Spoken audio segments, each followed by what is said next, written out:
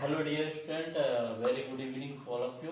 आज हम लोग क्लास 12 का फर्स्ट चैप्टर स्टार्ट करने जा रहे हैं, जो कि है फंक्शन, है ना। तो फंक्शन बेसिक्स होता है कैलकुलस को सॉल्व करने के लिए। आगे आने वाले जो भी आपके कैलकुलस के क्वेश्चंस होंगे उसमें आपका यह सॉल्व करने में फंक्शन का जो है वो एक विशेष महत्वपूर्ण योगदान होता है ना। और ये क्लास 12 का पहला चैप्टर है, तो सबसे पहले हम लोग बेसिक्स से समझते हैं, है ना। तो बेसिक्स में जैसे हम सपोज कीजिए दो सेट ले रहे हैं, एक सेट ए है और एक सेट बी है ना। याद रखिए दो सेट लिया हमने, एक सेट ए और एक सेट बी। ए के जो एलिमेंट है, ये जो बॉक्स के अंदर जिस तरह दिख रहा है ना, इसको हम लोग क्या बोलते हैं, एलिमेंट्स बोलते हैं। याद रखिएगा एलिमेंट्स 1 और 2, ये एलिमेंट्स है ए के, और बी के एलिमेंट्स कितने हैं 3, 2, 4।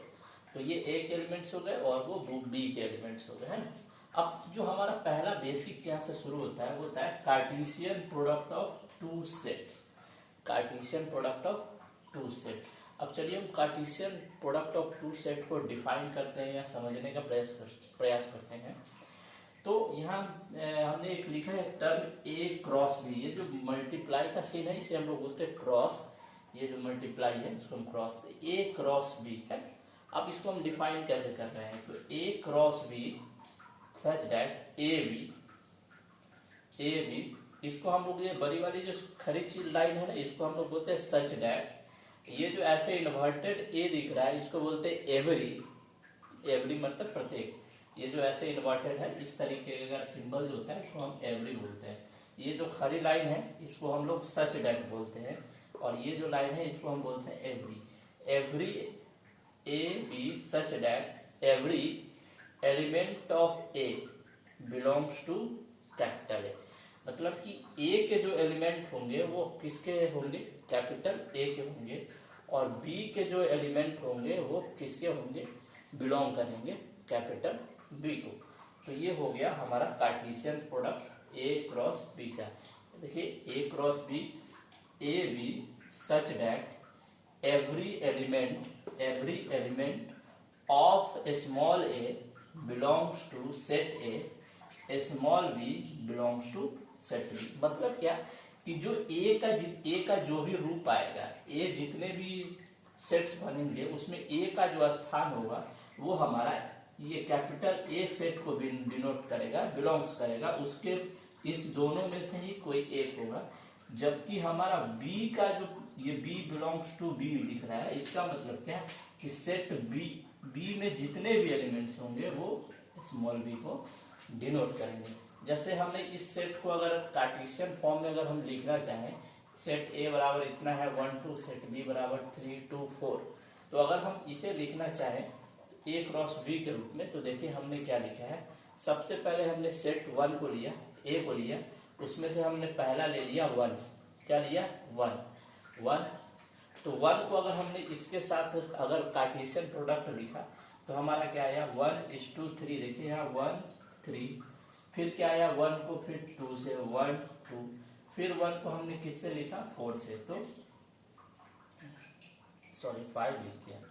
1 से हमने किसको लिखा 4 से, है ना।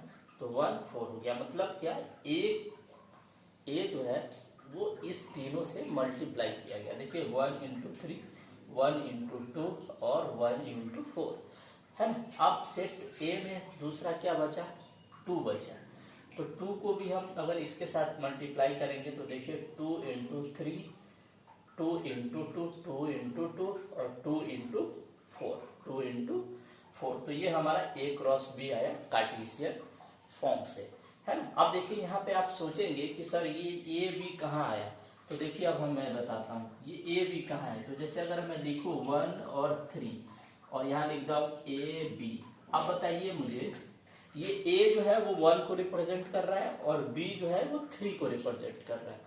बात आ रही समझ में। अब इसको मैंने कैसे डिफाइन किया था वो देखिए, हमने क्या बोला था जो सेट ए होगा वो ए को बिलोंग कर रहा होगा। देखिए ये जो ए है और ये जो 1 है, ये 1 किसको बिलोंग कर रहा है, यहाँ मैंने लिखा 1, यहाँ मैंने लिखा ए और बिलोंग्स टू 1। तो देखिए यहाँ पे ए जो है वो 1 को बिलोंग कर रहा है कि नहीं, और 1 क्या है हमारा सेट ए है। समझे बात। उसी तरीके से हमारा बी जो है वो 3 को बिलोंग कर रहा है। बी के जगह पे हमारा क्या क्या मान आया, 3 मान आया, और 3 जो है हमारा किसको, सेट बी को। तो यहाँ हमने क्या लिखा था, बी का जो एलिमेंट होगा इस बी के स्थान पे जो 3 है वो हमारा किसको बिलोंग करेगा, कैपिटल बी को बिलोंग करेगा। तो ये कार्टेशियन फॉर्म था, आपको ये समझ में आया होगा। और अगर सपोज कीजिए यहाँ पे ये तो नॉर्मल सा था, अगर मान लेते हैं सेट ए में m एलिमेंट है, m एलिमेंट का मतलब क्या है, इसमें बहुत सारे 1 2 3 4 5 जितने भी एलिमेंट है, और b में भी मान लो 1 2 3 4 एलिमेंट है। तो अगर मुझे कार्टेशियन फॉर्म निकालना हो a क्रॉस b का, तो हम क्या कर देंगे, उसमें एलिमेंट की संख्या कितना हो जाएगा, m इंटू n। कितना हो जाएगा, m इंटू n। मतलब कि a क्रॉस b का जो सेट आएगा, जो समुच्चय आएगा, उसमें हमारा एलिमेंट कितना होगा, m इंटू n। अर्थात इसका मतलब क्या है कि जैसे देखिए इसमें 2 एलिमेंट है और इसमें कितने हैं, 3। तो 2 इंटू 3 करेंगे तो कितना आएगा, 6 आएगा। यानी सेट ए की जगह पे 2 और 3, तो ये 6 आया। अब हमको ये देखना है कि ए क्रॉस बी में हमारे पास जो समुच्चय जो सेट बना है वो 6 है कि नहीं है। तो देखिए यहाँ पे 1 2 3 4 5 और 6 एलिमेंट्स हैं। तो याद रखिए, अगर कार्टेशियन फॉर्म अगर हमें किसी भी सेट का अगर लिखने को दिया जाए तो उसमें नंबर ऑफ जो सेट्स स्मॉल्स बनेंगे वो कितना बनेगा, m इंटू n, यानी कि 6। उसमें 6 कॉलम के बीच में ऐसे सेट्स बन के आपके पास आएंगे। तो ये बेसिक सा कॉन्सेप्ट हुआ आपका फंक्शन का, आप इसको जरूर समझ में आ रहा होगा। आप इसको नोट डाउन कर सकते हैं, कर लिए, चलिए ठीक है। तो ये बेसिक सा कॉन्सेप्ट है सेट का। चलिए अब हम लोग आगे चलते हैं।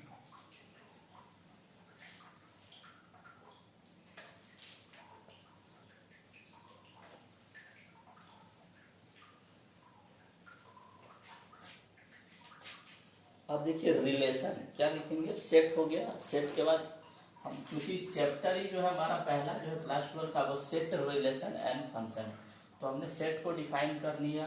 अब हम लोग डिफाइन करते हैं रिलेशन को। रिलेशन, तो रिलेशन प्यारे बच्चों क्या होता है, रिलेशन होता है डिफरेंट वे, है different way by which, different way लिखेंगे। डिफिनीशन पहले इसका हम लिख लेते हैं। डिफिनीशन क्या होगा, डिफरेंट वे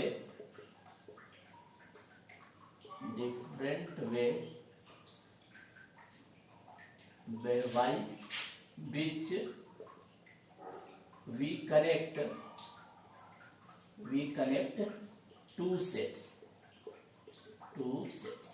मतलब क्या कि हम हिंदी में अगर बात करें तो क्या होगा हिंदी में, कि वो ऐसे तरीके हैं जिनके द्वारा हम 2 सेट्स को क्या करते हैं, आपस में जोड़ते हैं। जैसे अगर आप सिंपल सा देखिए, लॉजिक से अगर सोचिए, आप हैं और आपकी कोई दूसरी फैमिली, उस फैमिली को अगर आपको कनेक्ट करना होगा, जैसे वो आप मान लो आप हैं, आपके मामा हैं, चाचा हैं, तो कोई ना कोई एक रिलेशन है, कुछ ना कुछ एक तार जुड़ा हुआ है, कुछ ना कुछ कनेक्शन जुड़ा हुआ है। तो अगर 2 सेट्स के बीच में अगर मुझे रिलेशन निकालना होगा, क्या निकालना होगा, रिलेशन, तो हम कैसे करेंगे, दोनों को क्या कर देंगे, कनेक्ट कर देंगे, एक दूसरे से क्या कर देंगे, रिलेट कर देंगे, कनेक्ट कर देंगे, तो हमारा ये आ जाएगा। जैसे पिछला जो मैंने एग्जाम्पल दिया था, है ना, पिछले एग्जाम्पल में क्या दिया था, पिछला एग्जाम्पल हमने दिया था, आपको याद होगा। तो उसके अनुसार से अच्छा है, इसको हम कैसे लिखेंगे, ए आर डी,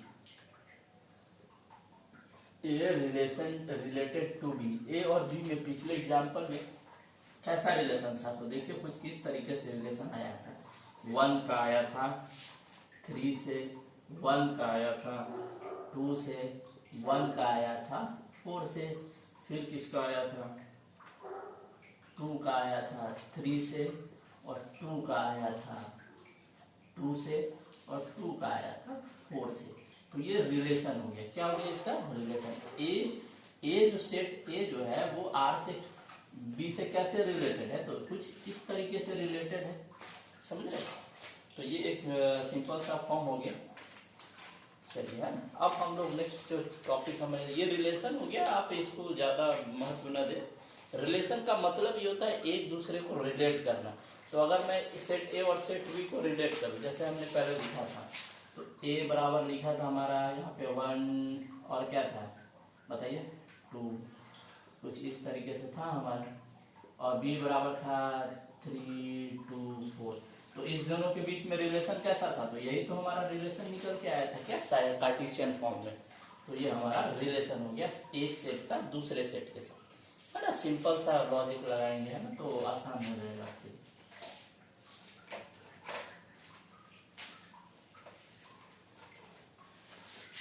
अब हम लोग स्टार्ट करने जा रहे हैं फंक्शन, बहुत important function.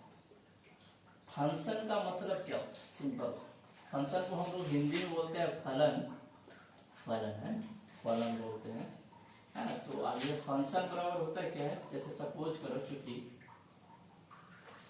F such that ए, ये जो तीर वाला, ये जो गुणका गुणका है ना, इसका मतलब भी होता है such that A belongs to B. ये तीर जो है ना, इसका मतलब होता है belongs to B, defined as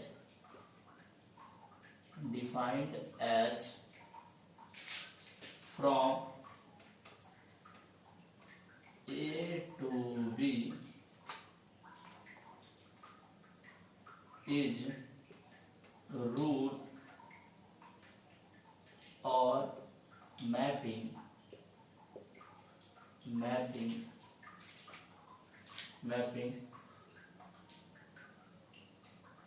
that every element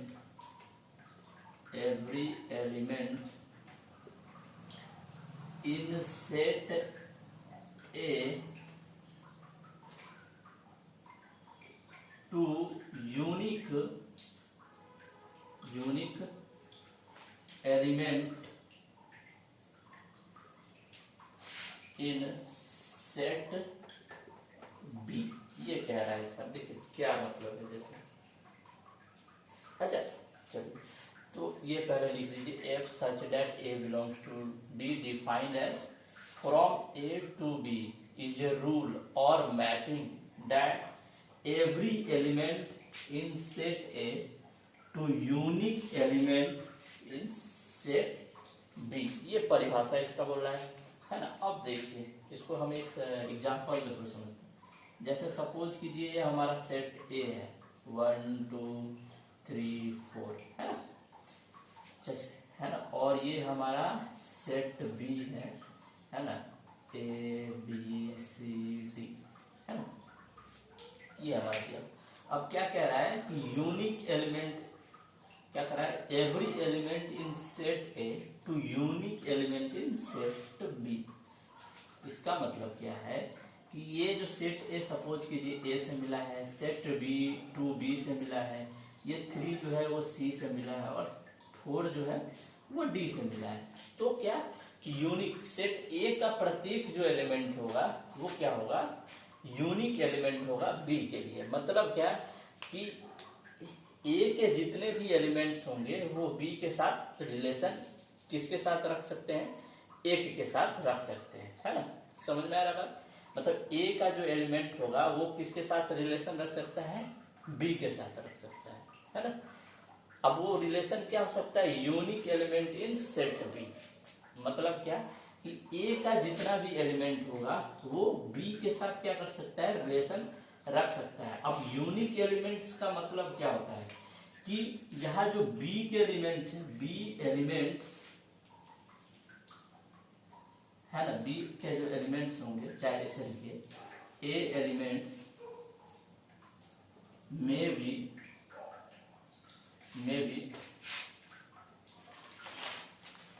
A elements में भी सेम और डिफरेंट, सॉरी बी लिख रहे थे ना, बी एलिमेंट में भी सेम और डिफरेंट। अब इसका मतलब क्या है समझिए, यूनिक, इसका मतलब क्या कि ए का प्रत्येक सेट चाहे तो बी में किसी के साथ भी रिलेशन रख सकता है, लेकिन बी का अगर एलिमेंट चाहे तो वो जो है, जैसे समझिए ये हो गई, और दूसरा समझ लीजिए, जैसे कि सपोज कीजिए 1 2 3 4 ये दिया हुआ है, और दिया हुआ है ए बी सी डी, है ना। तो मैंने ए को बी से मिला दिया, 2 को बी से मिला दिया, 3 को और 4 को सी से मिला। अब देखिए इसमें क्या हो रहा है, इसमें तो आपको देख रहा है कि ए का एक के साथ रिलेशन है, बी 2 का बी के साथ, मतलब प्रत्येक एक का प्रत्येक एक के साथ रिलेशन है। लेकिन आप इसमें ये देख सकते हैं कि जो सेट ए का एलिमेंट है और सेट बी का एलिमेंट है, तो जो सेट ए के एलिमेंट है उसमें से 1 2 3 जो एलिमेंट है वो सेट बी के एलिमेंट के एक ही एलिमेंट के साथ क्या है, अटैच है। मतलब यहाँ देखिए 1 2 3 जो है वो बी के साथ अटैच है और 4 किससे है, सी के साथ है। ए और डी के साथ उसकी कोई संबंध नहीं है। अब इसका मतलब क्या है कि बी का जो एलिमेंट है वो क्या होगा, इसके लिए क्या 1 2 3 के लिए क्या काम करेगा, यूनिक एलिमेंट की तरह काम करेगा, अकेला इकलौता एलिमेंट की तरह काम करेगा ना। तो बी के जो एलिमेंट हो सकते हैं वो यूनिक भी हो सकते हैं। यूनिक का मतलब क्या होता है, एक हो सकते हैं या अलग अलग। जैसे यहाँ पे देखिए अगर मैं बोलूं कि 1 2 3 4 के लिए क्या सेट बी में यूनिक एलिमेंट है, तो आप बोलिएगा नहीं है, क्योंकि यहाँ तो हर एक सेट हर एक एलिमेंट अलग अलग मिला है। ए से मिला है, 2 बी से मिला है, 3 सी से मिला है, 4 डी से मिला है। लेकिन यहाँ देखिए सेट ए के जो एलिमेंट है वो बी के एलिमेंट के लिए क्या है, यूनिक। क्या है, यूनिक है। मतलब 1 2 3 के लिए सेट बी में एक ही यूनिक एलिमेंट है। समझ रहे बात को। तो ये होता है इसका मतलब, जो कि बहुत ही आसान होता है, ज्यादा इसमें सोचने वाली बात नहीं है। जैसे सपोज कीजिए है ना, एकदम नॉर्मल था। जैसे मान लीजिए ये आप हो गए, ये आपकी बहन, ये आपका भाई और ये आपका छोटा भाई है ना, और इसमें ये आपकी बी क्या हो गई, आपकी नानी हो गई। तो ए की भी नानी है, बी की भी नानी है और सी की भी नानी है। तो ये तीनों की नानी क्या हो गई, बी हो गई है ना। तो इस तरीके से आप समझ सकते हैं इसको, है ना। सिंपल सा लॉजिक है और कुछ नहीं है।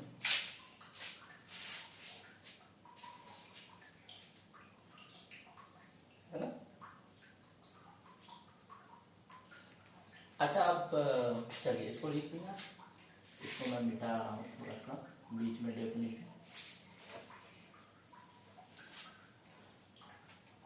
तो इसके माध्यम से आप क्या लिख सकते हैं, function F such that A belongs to B is a function. मतलब क्या, ए क्या है, बी के लिए फंक्शन है। लेकिन अगर मैं बोलूं F such that B belongs to A is not a function, मतलब क्या कि जो बी जो है वो ए के लिए फंक्शन की तरह काम नहीं कर रहा है। देखिए है ना, देखिए इसमें क्या हो रहा है, ये बी जो है अकेला 1 2 3, अगर मैं बी को इधर लिखूं सपोज कर, ये 1 2 3 4 ए बी सी डी, तो यहाँ क्या बोल रहा है, सॉरी इधर लिखना था ना, ए बी सी डी, और यहाँ था हमारा 1 2 3 4। तो बी जो है वो अकेला क्या चाहे, इस सभी के साथ इस तरीके से रिलेशन नहीं रख सकता। ये क्या हो जाएगा, आपका गलत हो जाएगा, है ना। तो इस तरीके की संभावना नहीं होगी। ये हो सकता है लेकिन ये नहीं हो सकता है, ठीक है। तो आप इसको याद रखिएगा, बहुत ही आसान सा कॉन्सेप्ट है, कोई आपको दिक्कत नहीं होगी।